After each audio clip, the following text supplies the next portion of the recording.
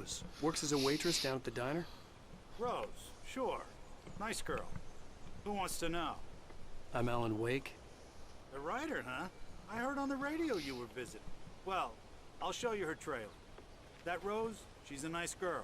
Always pays her rent on time. As I was saying, Al, I found all sorts of weird stuff from the local newspaper's archives. This place is crazy. Disappearances, mysterious deaths, urban legends come true, and, get this, most of this stuff takes place around Cauldron Lake. Well, you ain't wrong, mister. The Indians thought the lake was a doorway to the underworld. I'm the God-fearing type myself. I don't hold with that sort of thing. Yeah, okay. Anyway, there was an island there owned by a guy called Thomas Zane. Now, some of the articles I found about him make him out to be a famous writer, but I ran a bunch of searches, couldn't find a single thing he wrote. Zane was heavily into diving, so much so that the place came to be called Diver's Isle. But the volcano under the lake erupted in 1970, and Zane went down with the island.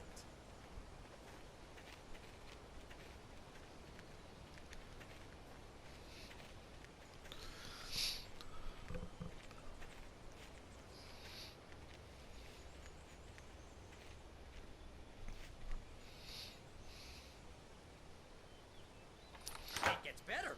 A local girl, Barbara Jagger, drowned in Cauldron Lake just a week earlier. They were lovers. Sure, Jagger's a local spook story. The Scratching Hag. Comes for you in the dark.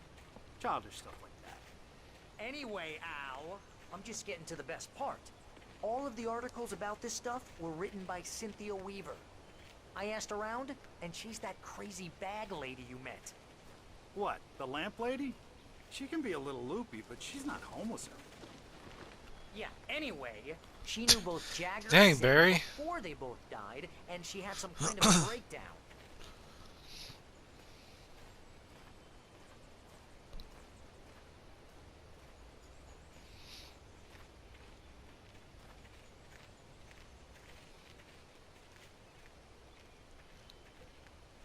Well, mister, this here's Rose's trailer.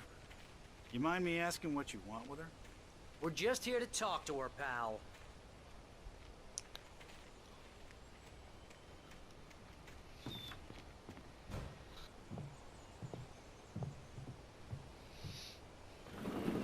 Welcome to... Oh dear, Mr. Wake. I'm so glad you're here. Rose, you have my manuscript? Oh. Oh yes. Yes. Please, come in. Yeah, she totally sounds right in the head. Hey, this is really good. Rose, Yes, my manuscript. I really need it. I understand. I know what you need. A muse to inspire you. Oh, for Barry. She doesn't have anything. Yeah, hey, Al? Al, what's... Oh... Barry! What? What?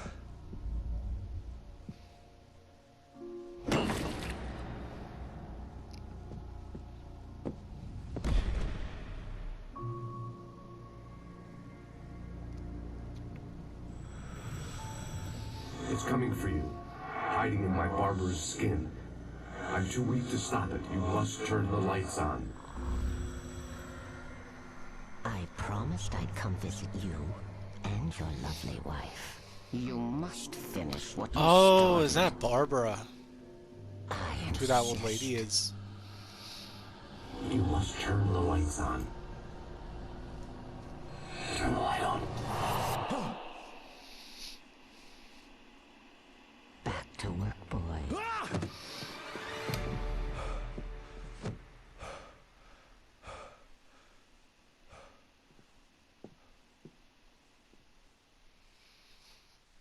I felt nauseous, hungover. Only anger kept me going. I can't tell reality from dream anymore, but it seems I have an imaginary editor to help me. She's an old woman in a funeral dress. I call her Barbara Jagger. She's very strict. I'm writing faster and faster. My manuscript is being heavily revised. The edits are getting very aggressive, and each day there's less of me and more of her. I hate it, but I know she's right. She promises me I can save Alice this way. She knows more of this than I do. About the complex incantation I'm attempting. About this place. She's worked with another writer under similar circumstances, Thomas Zane. The genre of the story seems to be shifting. It's turning into a horror story. I'm getting close. I can feel it. Good day for me. I had less than 12 hours left to meet the kidnapper. All I could do was get Barry into the car, work something out once I got on the road. Barry was out of it. He was way too heavy to carry. You're right. I deserve more money. I'm so handsome. Welcome to the Oh Dear Diner. What can I get you today? Coffee? I couldn't work up much hate for Rose. Something had used her to get to me and left its mark. First refill is free. Milk and sugar on the counter there. Would you like to hear today? My gun and flashlight were gone. I'd have to find a way to get Barry into the car as quickly as possible. Mr. Randolph liked Rose. That little smile she had. How she was still sweet when life had tried so hard to make her bitter. It wasn't any of his business what she did in her trailer. But those strangers, the writer and his smart-ass sidekick, looked like trouble. And they'd been in there for hours, way past her normal bedtime. He reached for the phone and called the sheriff's station. That means the cops are going to be showing up. There was no time to waste.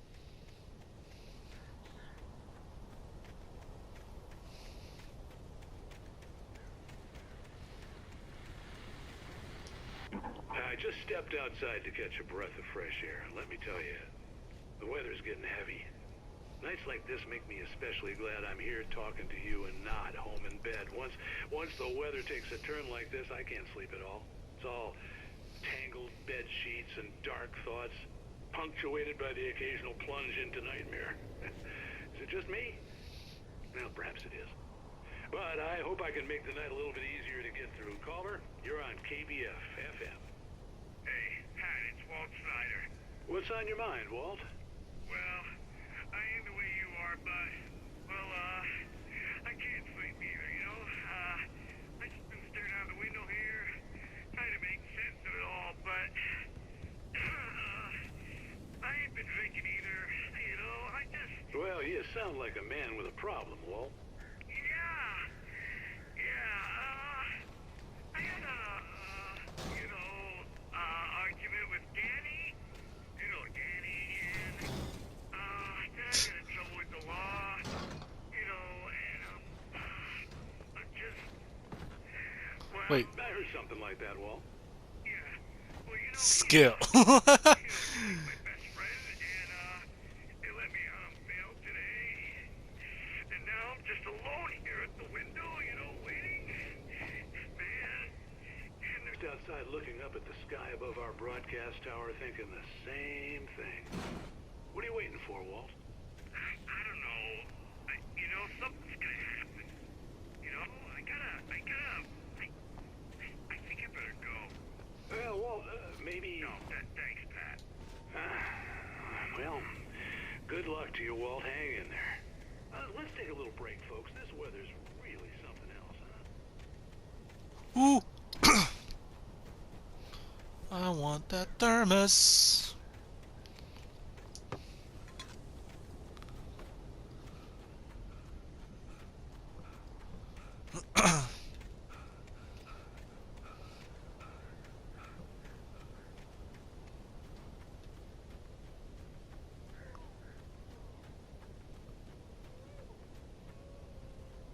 Oh, you're gonna get it now.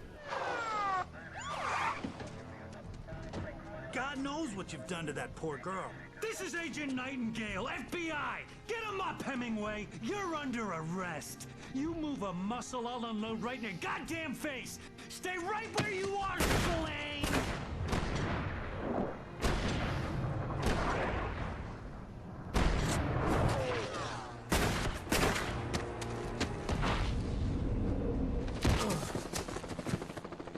What are?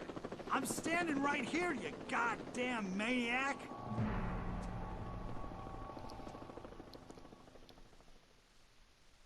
hated to leave Barry behind, but there was no way I'd miss my appointment with the kidnapper. Give it up, Mr. Lake. Come on. Take it easy on him. Let's continue, shall we? Sorry about that.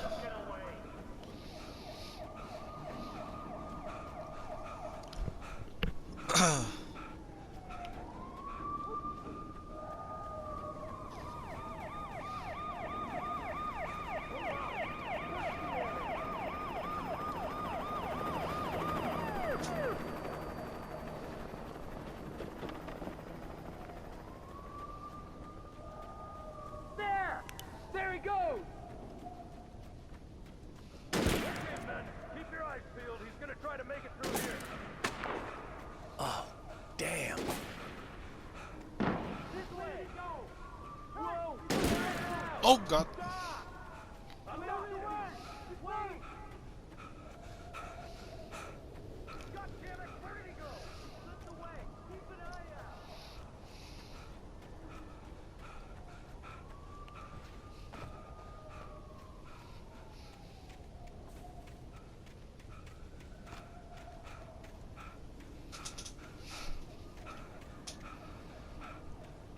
Well, there's a page. He's gone! Come on, guys! We need to head him off! For decades, the darkness that wore Barbara Jagger's skin slept fitfully in the dark place that was its home and prison. It was hungry and in pain. It dreamed of its nights of glory when the poet's writing had called it from the depths and given it a brief, terrible taste of power and freedom. The rock stars had stirred it from the deep sleep the poet had sunk it back to in the end. When it sensed the rider on the ferry, it opened its eyes.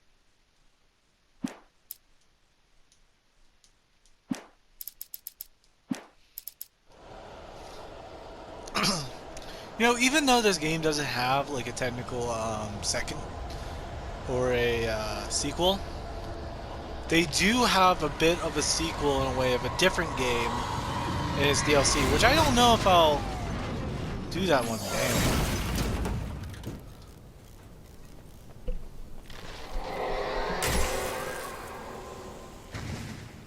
Come in, Agent Nightingale. This is Sheriff Breaker. Over. Nightingale, over. What on earth is going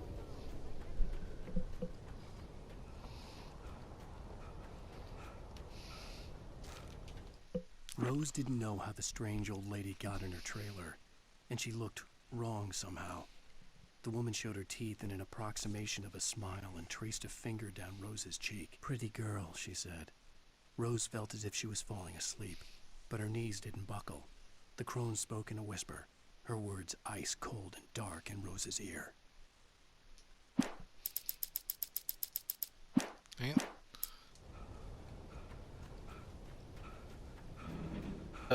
That lady, the sheriff, just yelling at him. Sheriff, make an appointment. Over.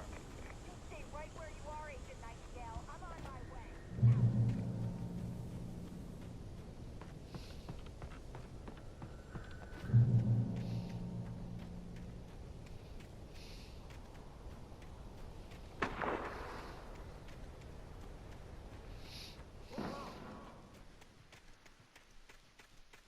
Search the area.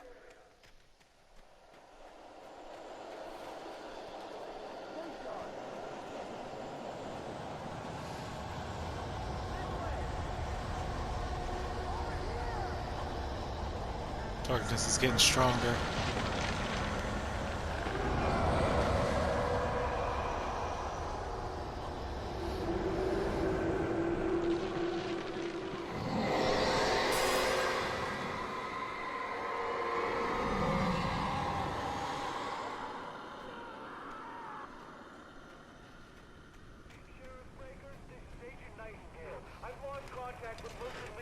This horror was everywhere I went, circling me. The cops didn't stand a chance. They were after a writer, not a monster.